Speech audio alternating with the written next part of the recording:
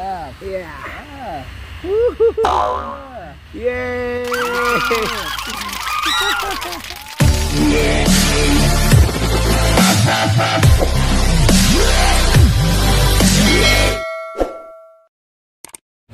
Ayan guys, so nandito na kami sa Jodd Fair. At tignan nyo naman yung unang-unang bumungad sa amin. Boom! Paak na paak! Oh, agad-agad. Parang sinasabi sa akin na welcome to Thailand. Ayan oh. Diba? Panalo. Let's go.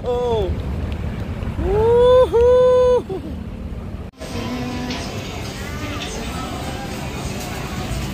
So nandito kami ngayon sa mga kainan. Ayan. So yan yung mga kainan.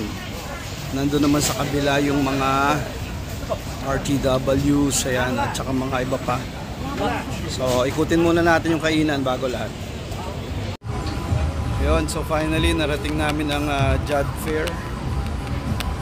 Nawirduhan lang ako kasi iba yung nakita ko sa video, iba yung nandito. Pero let's see. So we're here in Jodd Fair in Rama 9. Doon sa video na nakita ko, doon sa nag-vlog, especially doon sa vlog ni JMB, yan, palagi namin sinusundan. Shout out JM, pansinin mo kami, sunod sama mo kami sa tour mo. So parang hindi dito, pero let's see, malay mo naman mali ako.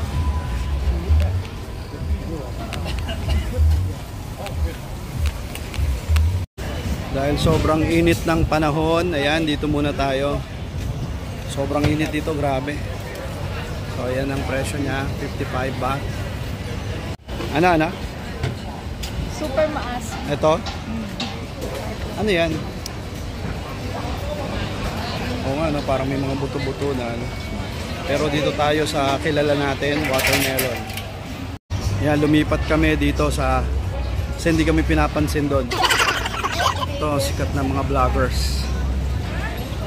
Yan. Hello! Watermelon. Yan, so we'll be getting the watermelon.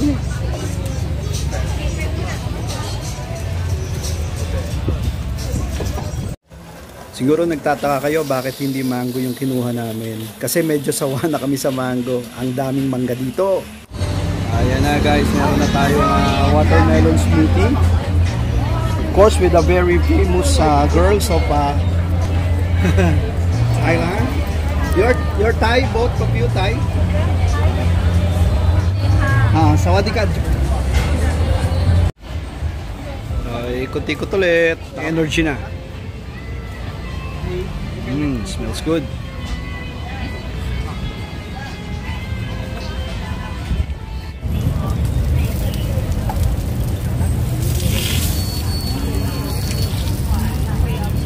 Takoyaki. Ayan na, ito na ang susunod naming food trip. Scallop. Yung scallop, bake. Tapos yung oyster, kinilaw. Mukhang masarap. Ayan guys, so in order na namin yung scallop at saka oyster salad. So, titikman natin pareho. Scallop and oyster.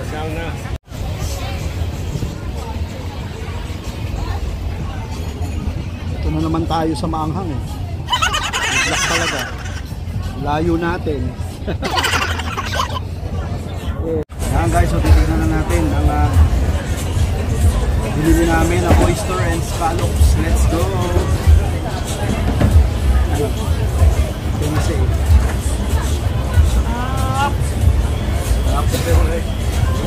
Oyster muna.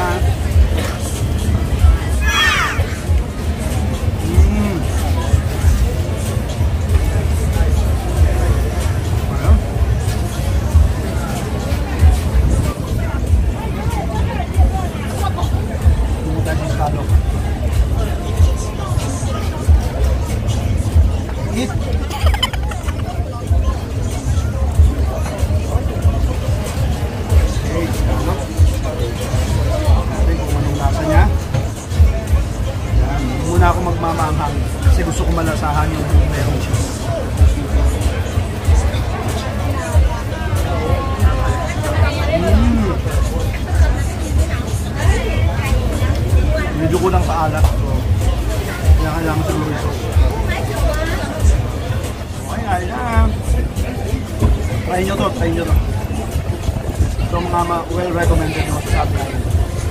And of course, bumili kami ng, ito ko lang, ito request ng anak namin, bumili kami ng scorpion. Bugs. Ayan. With the scorpion. Na. Kain na.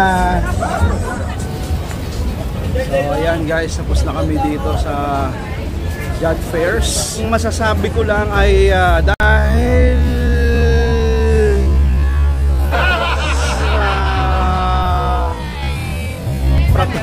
pratunam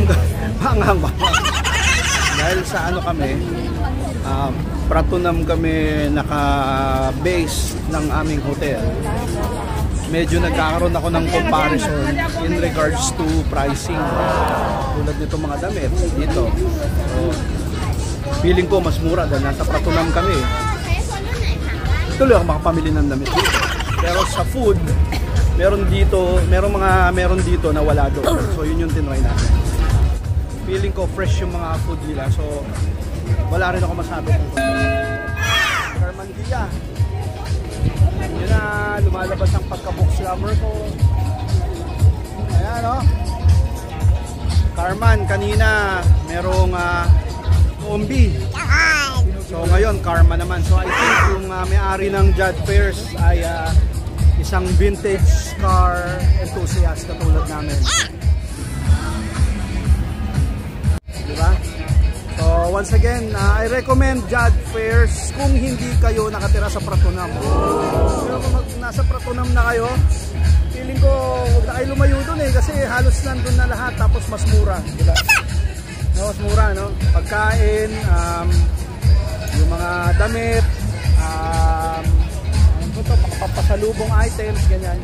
So feeling ko mas mura talaga ron. So dito naman for the experience, I recommend it. Yung mga food, yung mga food na ang kasi kinain namin. Yung mga food na kinain namin, yun yung mga well recommended. Yung iba naman masasabi ko na kumbaga mas cheaper talaga sa iba, doon na kayo kumain. Kasi pare-pareho naman halos sila ng lasa except for the sauces, no? Yung mga sauce. So again, pauwi na kami, pabalik na kami ng Pratunam para mamili pa ng last minute na pamimili, pasalubong. Yan guys, so nagtuktok na kami pabalik ng aming hotel. So sa tingin ko malulugi lang naman kayo dito sa Thailand sa pamasahe, di ba? Pamasahe papuntang Chinatown, pamasahe papuntang Chatuchak, pamasahe papuntang Jad Fairs. So yun, asin malaking factor ng aming stay dito. Napakalaking pamasahe. Hindi na umataw si Kuya. So tulad nun, yung punta namin ng Icon Siam, papunta rito, papunta ng at pabalik ng hotel. So umabot na kami ng 600 lahat 600 pa pamasahe pa lang. So yun siguro talaga yung matatalo kayo. So I suggest that if meron kayong isang lugar na mapupuntahan, doon na kayo. Mag-ikot-ikot na kayo doon, ganon. Kung magkakasama kayo at marami kayo mag-share sa pamasahe, why not? Taxi ang gawin ninyo, wag tok-tok or ano ba yung isa pa? Mga motor-motor, ganon. Yan. So, yun lang, suggestion lang. Let's go! Ayan na, hakaw na! So, this is our hotel. Ito 7-Eleven. Ayan, paglabas na paglabas. So marami pa rin naman dito. Ayan. So ito, ayan, may mga kainan na. Tapos meron din dito, yan, Gusto, Amber, Deluxe. Marami siyang hotel. O, tapos marami rin siyang mga massage, kainan. Ayan.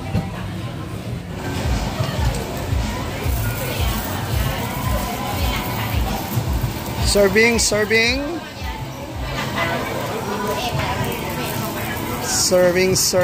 na yan. Para ako si Mr. Nobody Serving na yan.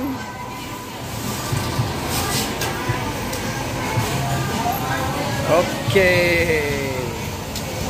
And then put some Nutella. Ano? Nutella. Wow. Dami. Very nice. Magaling ka, Insan. Ayan, sige. Kating-kating mo na. Kating-kating mo na yan. Into small pieces, Insan. Roti. Nutella with banana. Tapos nilagyan pa ng gatas. Talaga naman, ang sarap. Okay.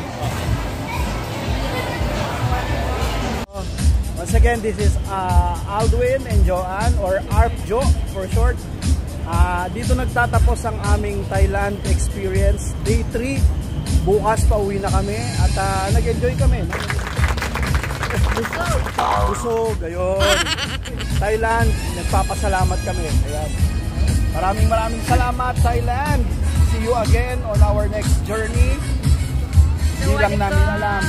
Sawadika! Hindi lang namin alam kung kailan, pero hopefully soon. And para sa mga magta-travel na katulad namin going to Thailand, sana magustuhan ninyo. Mainit! Magdala kayo ng mga pamaypay, electric fan. Mainit talaga. Kasi nakakatatlong palit ako ng damit sa buong maghapon. Tapos yung mga pamunas ko, grabe, basang-basa ng pawis. So, yun lang. So, hopefully na-enjoy niyo yung video namin. Maraming salamat. And don't forget to subscribe, like, and share our video for more videos to come.